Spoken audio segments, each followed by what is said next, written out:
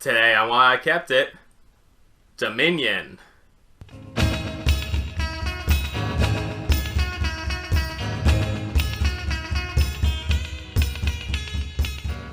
Hey, it's Dominion, 2009 Spiel des Jahres winner, inventor of the deck building mechanic from Donald X Vaccarino. Everybody's played Dominion, right? Wait, no, you haven't? Okay, that's why it's on my shelf, because if you haven't played Dominion and you're at my house and you point at it and say, hey, wasn't that the game that invented deck building? I'm going to say, yeah, you should probably try it. You know, I'm not going to pull Dominion off the shelf anymore. I only have the base game. I had Intrigue at one point. I think I traded it away. I've played a ton of Dominion, and I'll be honest, a lot of it online before they shut down their online thing, but that's a whole nother tangent we won't go into today about the crazy situation about rights for online Dominion. But I've played a ton of Dominion, just let it be known, and I've kind of worn this game out for myself. Deck building was really great and innovative back in 2009. A game, that's all it needed. It didn't need a theme. It didn't need anything else layered on top of it. The concept of card games, especially games like CCGs, where you've got the collectability aspect was a huge barrier. The building a deck in advance was a huge barrier to entry. Building the deck as the game, my god, that's amazing. I would like to play that, not have to have, insane meta knowledge in my head to play it in a competitive game scene. But I've played a ton of it, and I'm just not going to get Dominions to the table anymore unless someone shows up and wants to.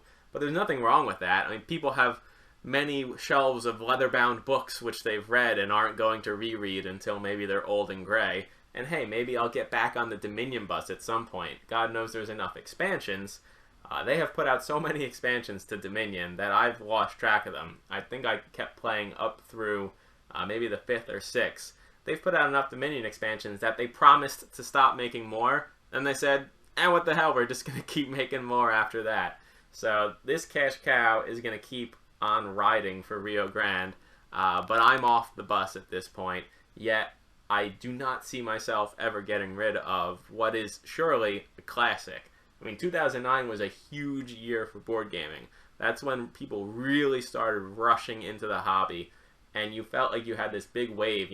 A couple years prior, worker placement had rolled on and created this huge excitement around the hobby, and that got a lot of people in. And then deck building and co-op games came in big time, both at the same time. It felt like, wow, we have these whole new families of games. So rightfully so, they crowned Dominion Game of the Year, and certainly that's a good enough reason for me to hold on to this one. There's a lot of satisfaction you can get in Dominion when you have the crazy combo turn. You see the cards out on the table, you play certain combos that you can just keep chaining, go through your whole deck in one turn. For a lot of people, Dominion was the first time they ever experienced that, and for the other 3 people at the table, it was the first time they ever experienced like this. Like, my god, is this person's turn ever gonna end? I don't think so. Meanwhile, you feel awesome. So, that's Dominion. Like I said, if you haven't tried it, I'll keep a copy for you. Certainly, maybe they've figured out the online situation. You can go play it online somewhere. That's a good way to do deck building games anyway. Alright, thanks a lot for watching, everybody. Have fun. I'll see you around.